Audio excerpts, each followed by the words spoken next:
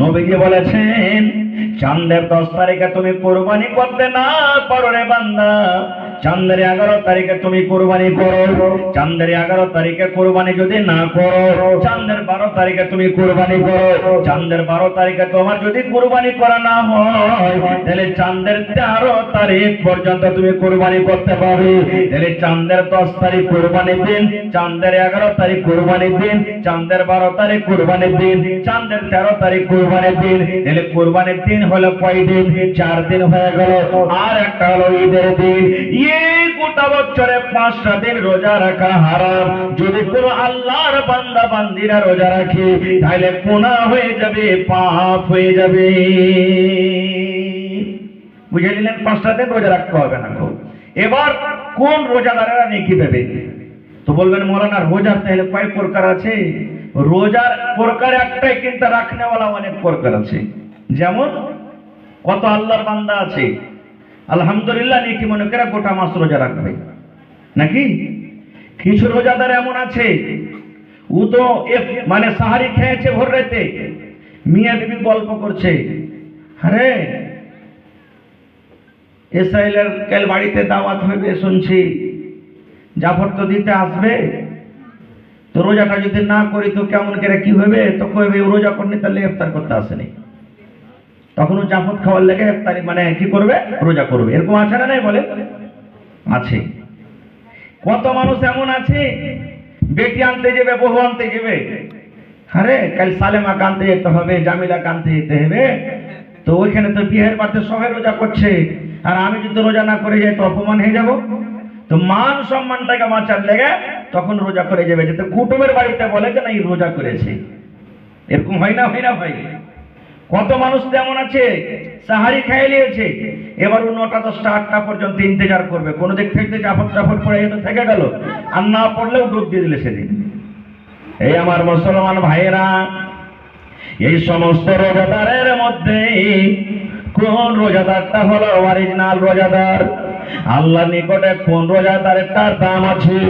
নবী আমার বলেছেন, মান সামা রমজানা ঈমানাও ওয়া ইহতিসাবা গুফিরা লাহু মা তাকাদ্দামা মিন যামবিহি।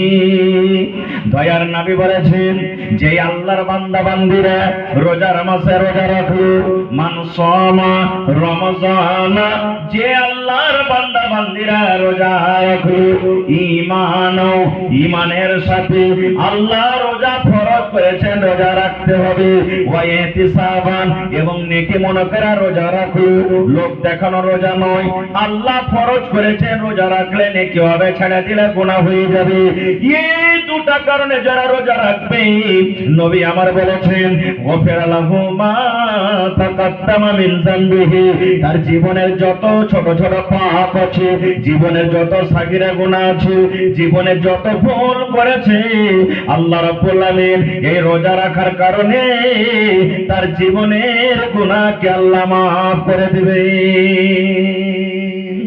সুবহানাল্লাহ। সমস্ত জীবনের গুনাহকে আল্লাহ মাফ করে দিবেন। যত সাগিরা গুনাহ আছে, যারা আল্লাহর ডরে নেকি মনে করে রোজা রাখলো তাদের জন্য। ভাই মুসলমান, তাহলে এবার ফয়সালা করেন, কার রোজা আল্লাহর দরবারে কবুল হলো আর কার রোজা আল্লাহর দরবারে কবুল হলো না। আপনি নিজে ফয়সালা করতে পারেন। এবার আর একটু আগে চলেন। আল্লাহর বান্দা, আল্লাহর বান্দিরে কত এমন আছে, মানুষেরা বলে যে এত বড় দিনে কি না খেয়ে থাকা যায়, রোজা রাখতে পারবো না। খুব কত মানুষ এই কথাটা বলে, বাড়তে কি খেতে খেতে নেয় রে যে রোজা রাখবো। কত মানুষ এইভাবে বলে, মৌলবি মৌলানাকে হাজিরাকে দেখে ডরিয়ে কি হবে, মরলকে দেখে ডরিয়ে কি হবে, আল্লাহকে দেখে ডরে না তো মানুষকে দেখে কিসে ডর রে? এই দেখেন মানুষেরা রোজা রাখে না। এই মুসলমান ভাই শুনেন, যদি রোজা না রাখেন তাহলে আমি আপনি কত হতভাগা মানুষ। আপনার জুমা মসজিদে মিম্বার আছে না নেই? জুমা মসজিদে মিম্বার আছে ভাই? মিম্বারে কটা ধাপি আছে গুনেছেন আপনারা? গুনেননি? কটা ধাপি আছে সেটি? কি হলো হে ভাই?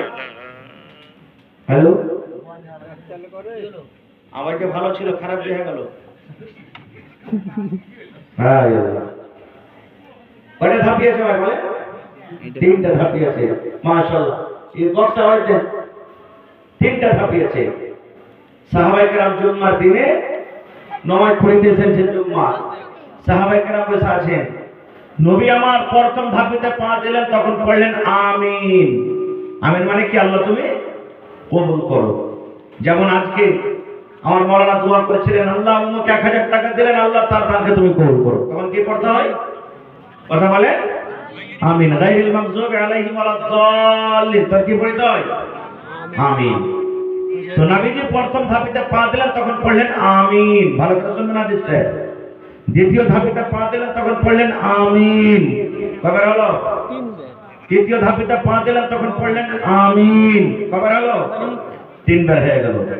এবারে নবীজি নেমে গেলেন খুতবা দিয়ে নামাজের শেষে। সাহাবায়ে কেরাম প্রশ্ন করে দিলেন, আল্লাহর নবী গো, আজকে আপনাকে একটা নতুন কাজ করতে দেখলাম গো নবীজি। নবীজি আজকে একটা নতুন কাজ করতে দেখলাম। নবীজি আমার বললেন, কি নতুন কাজ রে বাবা? বললেন, নবী গো, জীবনে কতদিন আপনি খুতবা দিয়েছেন, জীবনে কতবার মিম্বারে আপনি দাঁড় হয়েছেন, কোনদিন জোর জোর করে আপনি আমিন আমিন আমিন বলেননি। তবে আজকে যখন প্রথম ধাপিতে পা দিলেন, তখন পড়লেন আমিন। দ্বিতীয় ধাপিতে পা দিলেন, তখন পড়লেন আমিন। তৃতীয় ধাপিতে পা দিলেন, তখন পড়লেন আমিন। মসজিদে তো দোয়া করার মতন মানুষ কাউকে দেখতে পাইনি, কেউ তো দোয়া করেনি।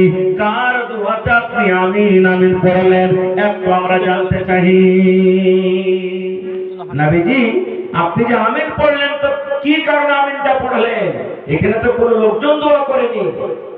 নবী আমার এবার বলছেন কি দেখেন, নবী আমার বললেন, হে আল্লাহর বান্দারা, তোমরা শুনে নাও, আমি যখন প্রথম ধাপেতে পা দিলাম, জিবরিল ফেরেশতা আমার কানে কানে এসে বলছেন, নবী গো,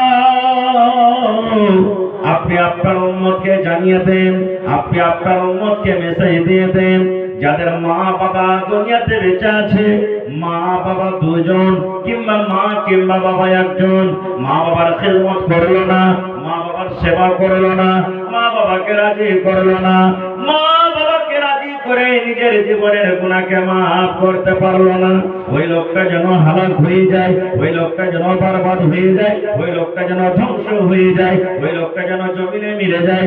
তখন নবীজি বললেন, আমি পড়লাম আমিন আমিন মানে আল্লাহ তুমি এই দোয়া কবুল করো। নবী আমার বললেন, 2 নম্বর ধাপেতে যখন আমি পা দিলাম, আবার জিবরিল ফেরেশতা, যে ফেরেশতা বারবার আমার কাছে আসে, যে ফেরেশতা কোরআন নিয়ে আমার কাছে এসেছেন, ওই ফেরেশতা আমার কানে কানে বললেন, নবী গো, আপনি আপনার উম্মতকে মেসেজ দিয়ে দেন, এই পয়গামটা দিয়ে দেন, যারা রমজান মাস পেল, রোজার মাস পেল, বেটা ছেলে হোক কিংবা বেটি ছেলে হোক, নর হোক কিংবা নারী হোক, যারা রমজান মাস পেল, রোজার মাস পেল, শরীর স্বাস্থ্য ভালো, কোন রকমের বেমার নাই, কোন রকমের জ্বালা নাই, কোন রকমের কষ্ট নাই, কোন রকমের রোগ নাই, শরীর স্বাস্থ্য ভালো থাকা সত্ত্বেও রোজার মাসে রোজা রাখলো না, রোজা রেখে জীবনের গুনাহকে মাফ করতে পারলো না, রোজা রেখে আল্লাহকে রাজি করতে পারলো না, খায়া খায়া দিনটাকে কাটিয়ে দিল, ওই লোকটা যেন হালাক হয়ে যায়, ওই লোকটা যেন বরবাদ হয়ে যায়, ওই লোকটা যেন ধ্বংস হয়ে যায়। নবীজি তখন বললেন, আমিন আমিন মানে আল্লাহ তুমি এই দোয়া কবুল করো। কটা হলো? 2টা হয়ে গেল। 3 নম্বর নবী আমার বললেন, জিবরিল ফেরেশতা আবার আমার কানে কানে বললেন, নবী গো, আপনি আপনার উম্মতকে মেসেজ দিয়ে দেন, আপনি আপনার উম্মতকে পয়গাম দিয়ে দেন, যখন আপনার নাম আসবে, যে মাহফিল আপনার নাম তেলাওয়াত হবে, যে মজলিস আপনার নাম হবে, যে মজলিস আপনার জিকির হবে, আর আপনার নাম শোনার পর যে মানুষেরা আপনার উপরে দুরূদ পড়বে না, অর্থাৎ সাল্লাল্লাহু আলাইহি ওয়াসাল্লাম পড়বে না, ওই লোকটা যেন হালাক হয়ে যায়, ওই লোকটা যেন বরবাদ হয়ে যায়, ওই লোকটা যেন ধ্বংস হয়ে যায়। নবীজি বললেন, আমিন আমিন মানে আল্লাহ তুমি কবুল করো। তিনটার মধ্যে দুটার কথা বলবো না, একটার কথা আমি বলবো আপনাদের সামনে। নবী বলেছেন যারা রমজান মাস পেল, রোজার মাস পেল, রোজা রাখলো না, শরীর স্বাস্থ্য ভালো, দিনের বেলাতে খায়া খায়া দিনটাকে কাটিয়ে দিল, আল্লাহকে রাজি করতে পারলো না, ওই লোকটা যেন ধ্বংস হয়ে যায়, ওই লোকটা যেন বরবাদ হয়ে যায়, ওই লোকটা যেন মাটিতে মিলিয়ে যায়।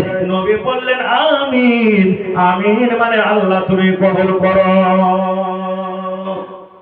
थोड़ा बॉक्स में आवाज दीजिएगा भैया। भाई আমার তাহলে নবী দোয়া করেছেন যারা রোজার মাস পেয়ে রোজা রাখলো না ও যেন ধ্বংস হয়ে যায়, বরবাদ হয়ে যায়। আমি দোয়া করব, কবুল হইতে পারে নাও পারে। আমার মাওলানা দোয়া করবেন, কবুল হইতেও পারে নাও পারে। আপনি দোয়া করবেন, কবুল হইতে পারে নাও পারে, 50-50।